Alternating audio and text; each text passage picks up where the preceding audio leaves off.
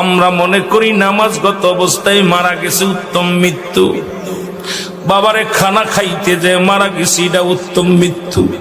সড়ক দুর্ঘটনায় মারা যায়, গমের ঘরে মারা যায়, কত না দুর্ঘটনায় মারা যায়।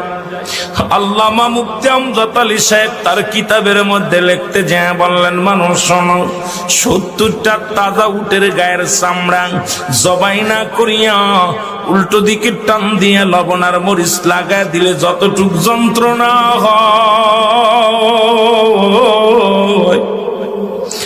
এর চাইতে 70 গুণ যন্ত্রণা হলো একটা সাধারণ মৃত্যু। এখন আমরা মরণকালে অনেকে পায়খানা করে দিই রে, মরণের সময় অনেকে প্রস্রাব করে দিই। অনেক দাদা বাবার চোখটা বড় বড় হয়ে গেছে মরণের সময়। অনেকের মরণের সময়, মুসলমান শুনে নাও, অনেকের মরণের সময় এই দুটি অমুসলমান জিহ্বাটা বাইর হয়ে গেছে। তাদের মরণটা কত কঠিন হয়। সহজ মৃত্যু যদি এত কঠিন হয়, কঠিন মৃত্যুটা কত কঠিন। আর কত মানুষের জানাজা পড়লা, কত মানুষের দাফন করলা, কত মানুষের শেষ গোসল করে দিলা।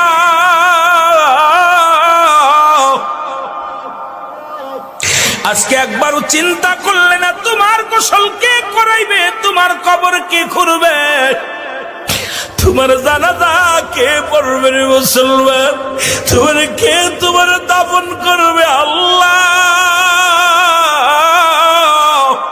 এই কার জন্য তুমি সুদ খাও, কার জন্য ঘুষ খাও, কার জন্য জিনা ব্যভিচার করো, কার জন্য মিথ্যা মামলা দাও, মিথ্যা কথা বলো, কার জন্য পরের বউ ভেঙে নিয়ে যাও, কার জন্য তুমি অন্যায় পথে পা বাড়াইলা, দুনিয়ার সম্পদ করলাও। এই দুনিয়ার সম্পদ খাবে লোকে, তোমার দেহটা খাবে পোকে। এই দেহ কেন তোমার পোক পাকালিতে খেয়ে ফেলবে? ও মুসলমান, এমন দেহ করো যে দেহটার মধ্যে পোকা লাগবে না, যে দেহটার মধ্যে কোনো পোকা মাকড় এসে লাগবে না, সাপ বিচ্ছু লাগবে না। আজকে দুনিয়ার মধ্যে পাপের রাজ্য করলাম, এই সম্পদ ছেলেরা ভাগাভাগি করে নিবে, মেয়েরা ভাগাভাগি করে নিবে, ভাই ভাগাভাগি করে নিবে, কিন্তু তোমার পাপের ভাগটা কেউ নিবে না রে মুসলমান। আজকে কেন এত পাপ রাজ্যে তোমরা পা দাও? কেন তোমরা নামাজ পড়ো না? কেন রোজা রাখো না?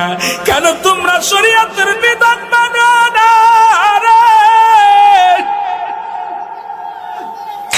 এই দুনিয়ার মানুষের কোন দিন ডাকে যাবে আল্লাহ, এই দুনিয়ার মায়া ছেড়ে চলে যাব। এই দুনিয়ার ভিতরে ছিলাম না, থাকবো না, থাকা সম্ভব নয়। এই জন্য চোখের পানি ছেড়ে দাও, কাঁদো চোখের পানি। যে চোখ দিয়া মাছের চোখের মতো একটু পানি গড়াইয়া পড়বে, আমার আল্লাহ চোখ দিয়ে জাহান নামে দিবে না। ও মুসলমান, কত আলোচনায় বসলাম, চোখের পানি আসে না। কত বক্তার ওয়াজ শুনলাম, কেন অন্তর কাঁদে না? কেন আমাদের অন্যায় পথে এত ধাবিত হয়? কেন আজকে এত অন্যায় করি?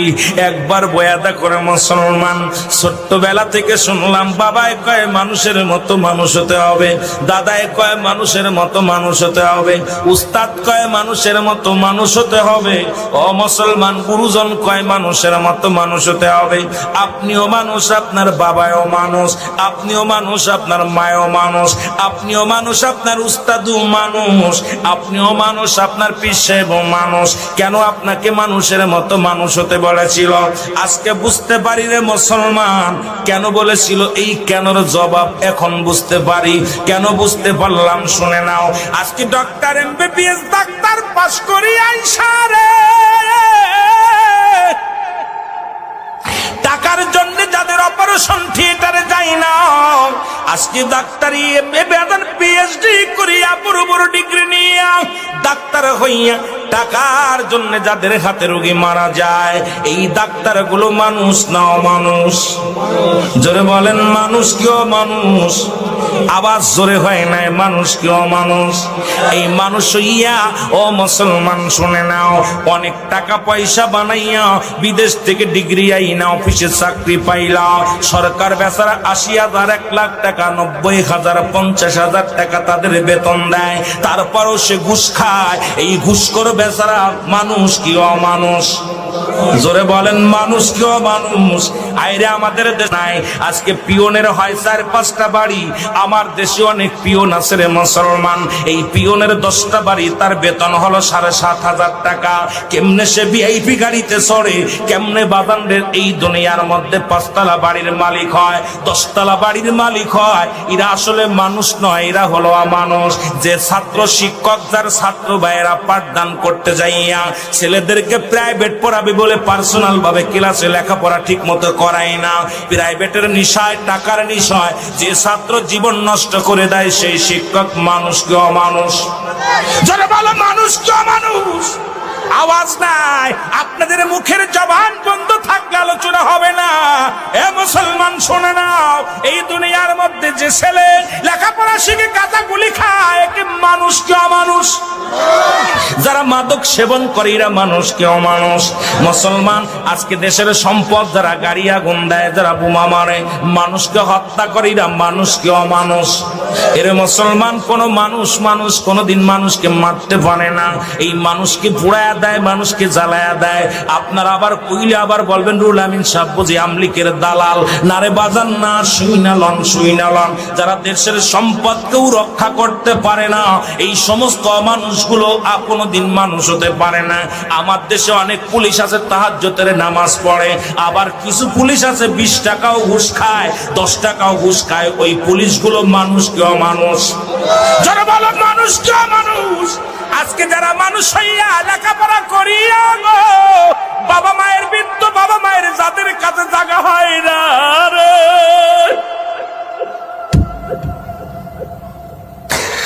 আজকে যারা বাবার জায়গা হয় না, মায়ের জায়গা হয় না, আমার দেশে প্রায় 90% সন্তান বাবা মার ভাত দেয় না। বাবা মা তাদের কাছে বোঝা হয়ে গেছে, কত কষ্ট করে লেখাপড়া করাইলো, কত কষ্ট করে তাদের জীবন গড়লো। এই সন্তানগুলো মা বাবার তাদের খোঁজ নেয় না। এরা মানুষ কা মানুষ? আরো জোরে বলো, মানুষ কা মানুষ? এই আজকে এখন আপনি বুকে হাত দিয়ে বলেন কয়টা মানুষ এখানে বসে আছেন, তারপরে ওয়াজের ময়দানে বসেন।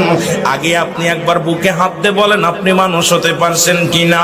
আপনি দুনিয়ার মধ্যে যত ফিতনার মধ্যে, দুনিয়ার মধ্যে ঝামেলার মধ্যে, আজকে আপনার কথা দ্বারায় মানুষ শান্তি পায় না, আপনার ব্যবহারে কষ্ট পায়, আপনার ব্যবহারে প্রতিবেশীর সুখ নাই, আপনার ব্যবহারে এলাকাবাসীর সুখ নাই।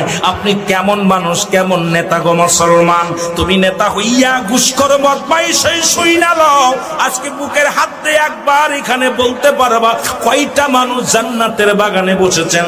আমরা পৃথিবীর মধ্যে 99% মানুষই অমানুষ হয়ে গেছি। জোরে বলেন ঠিক কিনা?